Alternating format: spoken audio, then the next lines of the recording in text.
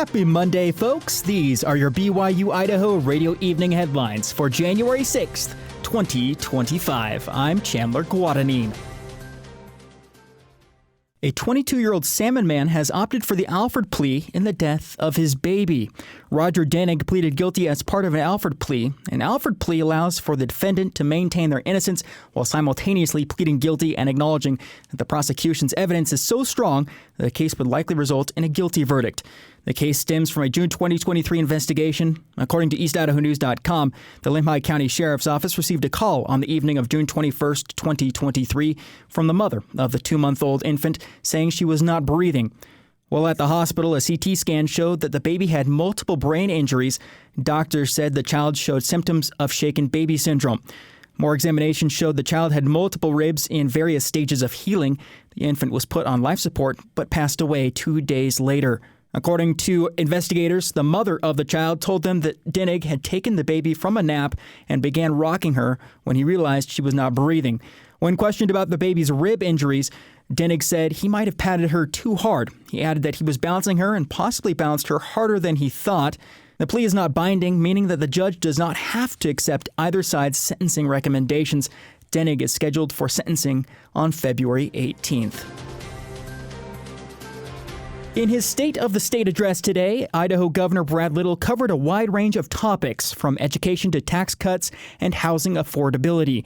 Governor Little's remarks highlighted the state's accomplishments in the past year, while also outlining his Keeping Promises plan for the year ahead. The governor's address highlighted the 10 pillars of the plan, including education, housing affordability, greater government efficiency, safer communities, water and fire, protecting vulnerable children, and tax cuts. I'm proposing yet another round of tax relief for hardworking Idaho families, $100 million.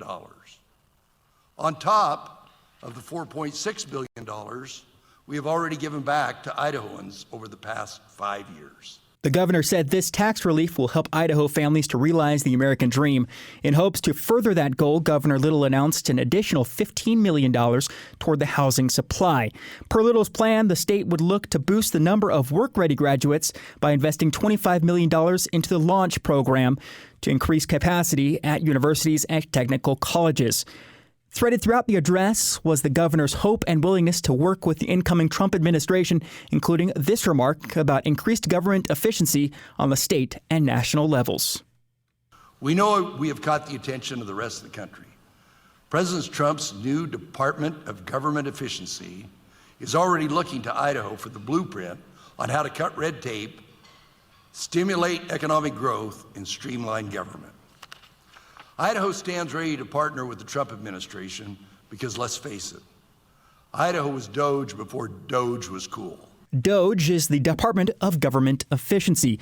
The governor also doubled down on his commitment to protect women's sports, commended farmers and firefighters for their hard work over the past year to work out a water rights compromise while pledging $100 million to those efforts.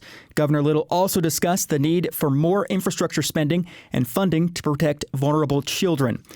Notably absent from his speech was any mention of diversity, equity, and inclusion. The governor's plan calls for close to $280 million in funds. To view the governor's plan, go to gov.idaho.gov. And to watch the State of the State address in its entirety, visit idahoptv.org. The Salt Lake Temple of the Church of Jesus Christ of Latter-day Saints is one big step closer to reopening after years of renovation. The church newsroom reports that a 3-year process known as vertical coring was recently finished, the single most extensive renovation activity to date. The process, which is part of the seismic upgrade to the temple, included drilling 46 holes through the walls of the building.